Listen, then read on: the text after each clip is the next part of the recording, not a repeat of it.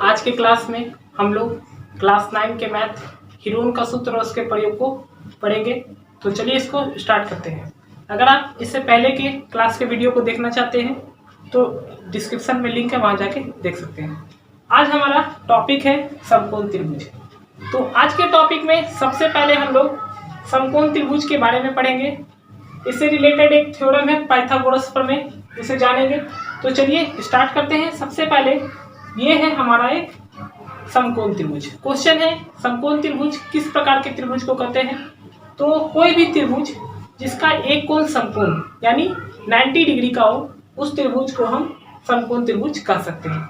आप देख सकते हैं ये ABC एक समकोण त्रिभुज है जिसका एंगल B क्या है 90 डिग्री, और समकोण त्रिभुज के सामने वाली भुजा को हम कर्ण कहते हैं। तो इस प्रकार से हम कह सकते हैं कि ये AC भुजा क्या है, कर्ण है, और जिस बेस पे जिस भुजा पे ये त्रिभुज टिका है उसे हम क्या बोलेंगे, आधार। तो हम देख रहे हैं कि त्रिभुज जो है वो BC पे टिका है, इसलिए BC हमारा क्या हो गया, आधार। और आधार पर जिस भुजा के द्वारा लंब गिराया जाता है उसे हम लंब कहते हैं, यानी जो सीधा रेखा AB रेखा है ये क्या है, ये लंब है। ठीक है, तो इसी प्रकार से ये हमारा हो गया समकोण त्रिभुज। अब क्वेश्चन है कि समकोण त्रिभुज से रिलेटेड एक थ्योरम है पाइथागोरस थ्योरम। ये पाइथागोरस थ्योरम क्या होता है। तो पाइथागोरस थ्योरम के अनुसार कहा गया है कि किसी भी समकोण त्रिभुज के कर्ण का वर्ग, यानी ये जो कर्ण है इस कर्ण का स्क्वायर वर्ग अन्य दो भुजा के वर्गों के योगफल के बराबर होगा। यानी ये जो कर्ण का स्क्वायर होगा, कर्ण का स्क्वायर ये अन्य दो भुजा के वर्गों के योगफल के बराबर होगा। यानी अन्य दो भुजा हमारा कौन बचा, ये आधार और ये लंब, ये दो अन्य भुजा है। तो ये कर्ण का स्क्वायर जो होगा अन्य दो भुजा के वर्गों के योगफल के बराबर होगा।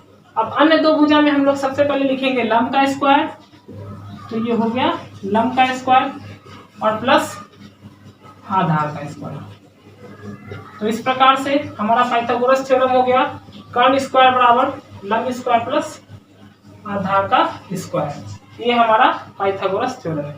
इस थ्योरम का यूज करके हम त्रिभुज का क्षेत्रफल निकाल सकते हैं यदि हमें किसी भी समकोण त्रिभुज में कर्ण दिया हो और आधार दिया हो और लंब ना हो। क्योंकि हम लोग जानते हैं समकोण त्रिभुज का क्षेत्रफल होता है,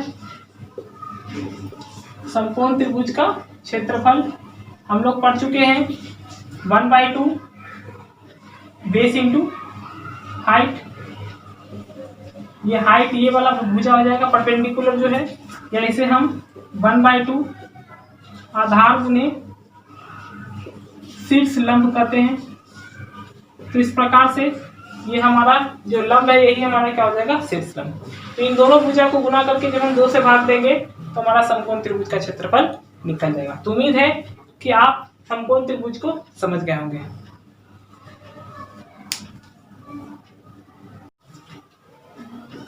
अब हम लोग समबाहु त्रिभुज के बारे में पढ़ेंगे। तो क्वेश्चन ये है कि समबाहु त्रिभुज किसे कहते हैं। समबाहु त्रिभुज जिसे हम लोग इंग्लिश में इक्विलेटरल ट्रायंगल कहते हैं, और इसका मतलब है वैसा त्रिभुज जिसकी तीनों भुजा आपस में बराबर हो। सम का मतलब होता है बराबर और बाहु का मतलब होता है भुजा, यानी बराबर भुजा वाली त्रिभुज। तो ये त्रिभुज जिसकी तीनों भुजा आपस में क्या होगी, बराबर होगी। ये त्रिभुज ABC है, एक समबाहु त्रिभुज हम मान लेते हैं कि ये समबाहु त्रिभुज है और इसकी भुजा AB, BC और AC भुजा एक दूसरे के बराबर है। तो ये हो गया हमारा एक समबाहु त्रिभुज। अब क्वेश्चन ये है कि इस टॉपिक में हम समबाहु त्रिभुज पढ़ रहे हैं, हम लोग को इस टॉपिक में समबाहु त्रिभुज के क्षेत्रफल को जानना है कि समबाहु त्रिभुज का क्षेत्रफल क्या होता है और समबाहु त्रिभुज की ऊंचाई क्या होती है। तो इसका क्षेत्रफल हम लोग पहले भी जानते हैं, पहले भी पढ़ चुके हैं। इसका क्षेत्रफल होता है समबाहु त्रिभुज का क्षेत्रफल, और इस समबाहु त्रिभुज का क्षेत्रफल होता है √3/4 इंटू भुजा स्क्वायर, यानी √3/4 इंटू भुजा स्क्वायर। ये समबाहु त्रिभुज का क्षेत्रफल होता है। लेकिन हमारे मन में एक क्वेश्चन आता है कि ये त्रिभुज समबाहु त्रिभुज का क्षेत्रफल √3/4 इंटू भुजा स्क्वायर हुआ, ऐसा क्यों। ठीक है, क्यों ये है √3/4 इंटू भुजा स्क्वायर होगा। तो मान लेते हैं कि इसे हम लोग प्रूफ करेंगे कैसे। तो हम एक परपेंडिकुलर यहाँ पर खींच लेते हैं। मान लेते हैं कि ये हमारा परपेंडिकुलर है और ये इस प्रकार से परपेंडिकुलर गिराया गया है कि हमारा ये बीसी भुजा जो है वो बराबर दो भागों में बट गया, ठीक है। यानी बीडी पार्ट और सीडी पार्ट दोनों क्या है, बराबर। मान लेते हैं कि ये ए बी AC और BC ये टोटल पार्ट का वैल्यू कितना हो, A हो, तो इसे हम A लिखेंगे, इस पार्ट को भी A लिखेंगे और इस पार्ट को भी हम A लिख देते हैं, ठीक है। तो ये तीनों पार्ट हमारा A है। अब हम यहाँ से एक परपेंडिकुलर गिराते हैं, तो जैसा कि हम देख रहे हैं परपेंडिकुलर गिराए हैं और बराबर भागों में बांटा गया है, तो ये BD पार्ट जो है CD पार्ट के बराबर है, तो टोटल A है और इसे दो भागों में, A को दो भागों में बांटा गया है, तो इसे हम A/2 और इसे भी हम A/2 लिखेंगे, ठीक है, लिख दिए। अब हम लोग इस त्रिभुज लिखेंगे, त्रिभुज ADC में, इस ADC समकोण त्रिभुज में जाएंगे और यहाँ से हम लोग AD निकालेंगे, क्योंकि AD निकालने से हमें शीर्षलंब पता चल जाएगा कि इस त्रिभुज का शीर्षलंब क्या होगा और शीर्षलंब के द्वारा हम इसका क्षेत्रफल निकालेंगे। तो हम लोग लिख सकते हैं AD बराबर, जैसा कि अभी हम लोग पाइथागोरस प्रमेय पढ़े कि कर्ण का स्क्वायर जो होगा वो लंब का स्क्वायर प्लस आधार के स्क्वायर का योगफल होगा। तो हम इसे इसी प्रकार से लिखते हैं जैसा कि आप लोग पढ़े हैं। ये कर्ण का स्क्वायर AC स्क्वायर, कर्ण हमारा AC है इस त्रिभुज में, देखिए ये कर्ण क्या है, AC है, तो AC का स्क्वायर बराबर लंब AD का स्क्वायर प्लस आधार कितना है, CD का स्क्वायर, ठीक है। अब ये कर्ण हमारा A, तो A का स्क्वायर हम लिख देते हैं, ये AD हमें मालूम नहीं है तो हम AD का स्क्वायर लिखेंगे और CD जो है हमारा A/2 है, तो A/2 का स्क्वायर। अब हम इस प्लस A/2 को उठा के इधर ले जाएंगे, तो A स्क्वायर माइनस A/2 का होल स्क्वायर बराबर हो जाएगा AD का स्क्वायर।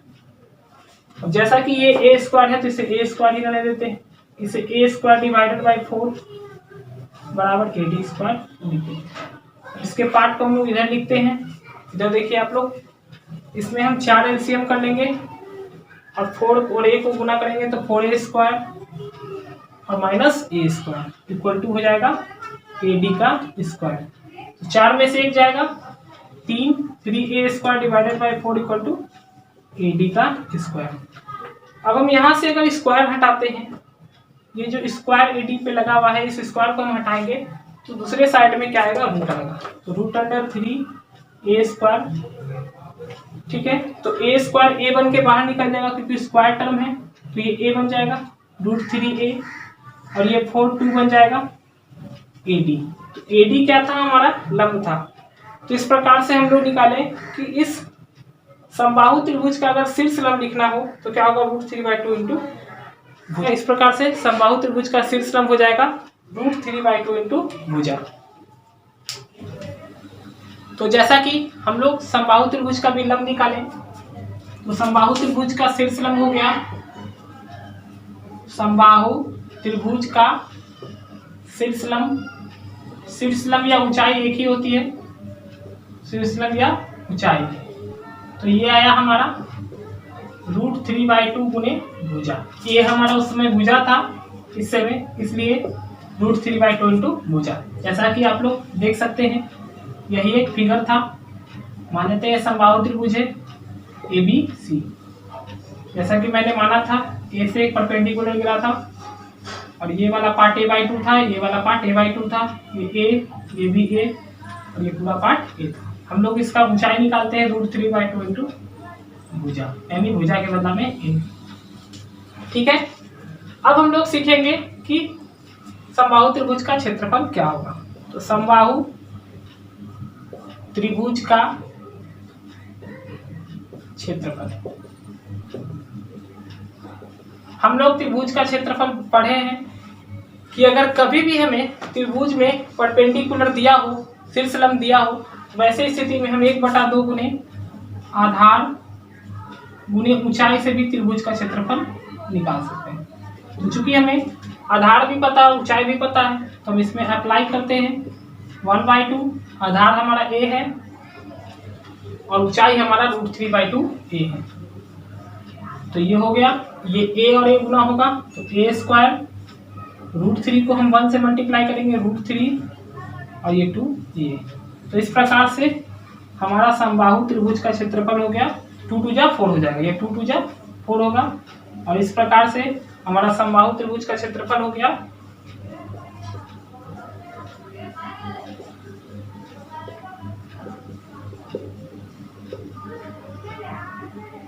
समबाहु त्रिभुज का क्षेत्रफल √3/4 इंटू भुजा स्क्वायर। तो ये हम लोग फॉर्मूला को कैसे प्रूव करेंगे, फॉर्मूला क्या होगा, इसका फॉर्मूला √3/4 इंटू ए स्क्वायर होता है, तो क्यों होता है ये हम लोग जाने। उम्मीद है कि आपको आज का क्लास अच्छा लगा होगा। इसके बाद के क्लास में हम लोग हीरोन के सूत्र का उपयोग करके और त्रिभुज के अलग अलग कॉन्सेप्ट का यूज करके क्वेश्चन को सॉल्व करने के लिए सीखेंगे। उम्मीद है आपको ये आज का क्लास अच्छा लगा हो। अगर ये क्लास आपको अच्छा लगा है तो लाइक करें, शेयर करें और चैनल को सब्सक्राइब करें।